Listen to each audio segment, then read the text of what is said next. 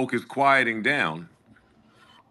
Seems like we've got to a lot of the smoke. Dub, you got smoke? But when we sent Mel to HR, like to talk to him, Mel, like, before she went, oh my God, the culture, and I can't stand it, I don't know what's going on, and if you don't do something about those guys, right?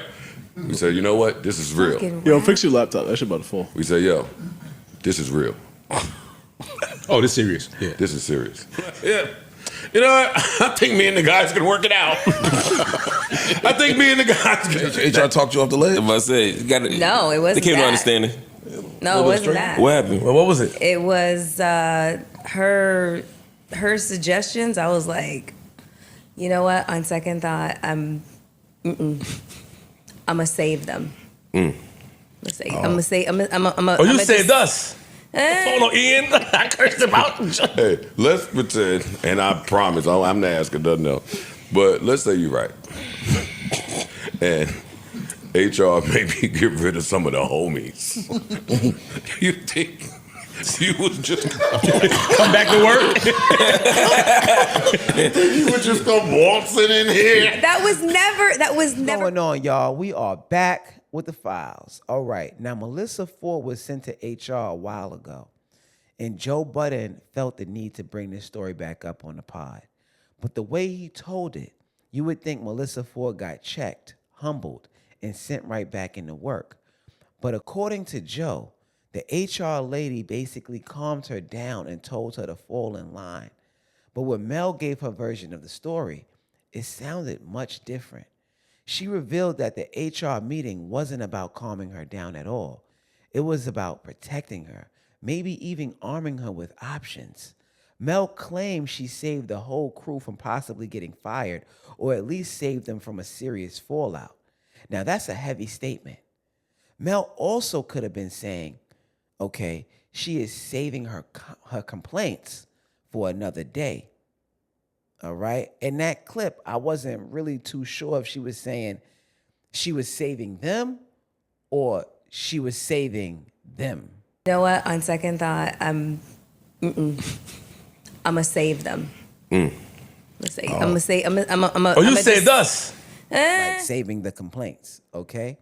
Because Flip jumped in, interjecting, saying, oh, you saving us? You saving us? So that kind of made it a little confusing to me.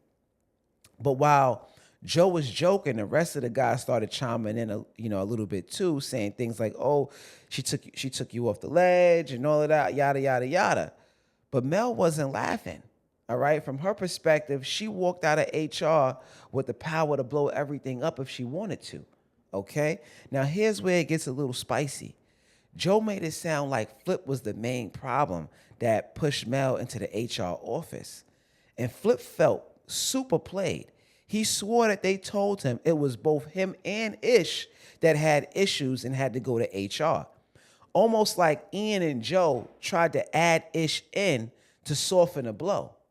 You know, Flip thought he had a partner in crime, all right? He was really energized thinking that it was him and Ish, but Ish shut him down. Like, Ish shut him down kind of nasty, too. Like, Ish's face was all tense.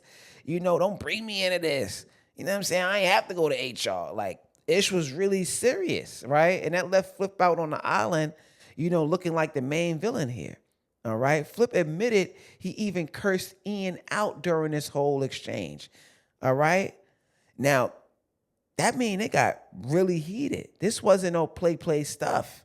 This was serious. All right? Joe was like, Mel was like, oh, the culture, these guys. Like, Mel was wilding. Okay?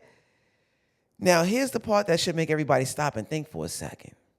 Mel said that the HR lady actually suggested that she take a whole different approach. All right? And her tone, it sounded like the HR lady told her to take legal action or probably publicly air out the cast. Imagine that type of fallout if Mel really pushed that button. Okay? In moments like this, I think to myself, I would have to call HR too, because whether you love or hate Mel, the pod has gone overboard. And also, as a boss and a CEO, you want to keep things professional. All right? And I think Joe did the right move here. But on a Patreon episode, Lenny Lyon, okay, Ish and Flip went in on Mel. Watching it, that shit, hearing it, that What? shit pissing me off. What? You ain't hear that. No, that's just. I did not. That's not what I did. Nah, but then when you jump on her, I did not do that. She But gonna that's cower. not. But that's not what I did. She gonna tuck and she gonna go to See, look, spaces there's and be the like, yo, they bravado. was It's right beating there. on me. There's Yo, the come bravado. help me and save me. Mel, I'm starting to watch the pods now. I see your faces when niggas speak. And you being They accused her of being manipulative, hypocritical, performative. Like they was going in. They aired her out. So when you look at it all together, it makes sense why HR got involved in the first place. Okay, Ish, for example, he has a history of hyper focusing on Mel whenever she says something he doesn't like. And Flip, on the other hand, he throws jokes, about her relationship or her past or whatever the case may be. But some of that is COE, some of it isn't. All right. And Mel, she has taken some crazy jabs at Flip, talking about his weight, talking about his marriage. She really spoke about his marriage though prior to her going to his house and meeting his family and all of that. She hasn't really spoke about his family stuff like that. It's been a while, but it's a war of words up there on that podcast, and it goes every way. Everybody's shooting at each other. All right. Joe Budden looked at Mel and asked her directly, if I had to let one of the homies go on the podcast, do you think you coming back? All right. Now, when he asked her that, like, it was a hypothetical, but when he asked her that, Mel brushed it off and was like, oh, that wasn't even on the table. That wasn't going to happen. All right. Now, the real question is, if HR ever had to force Joe to choose between, Mel and one of his day ones, what would he actually do? All right. Think about it. Okay. This stuff got serious, but I can't see personally Joe knocking off anybody for Mel. If he would restructure the whole pod.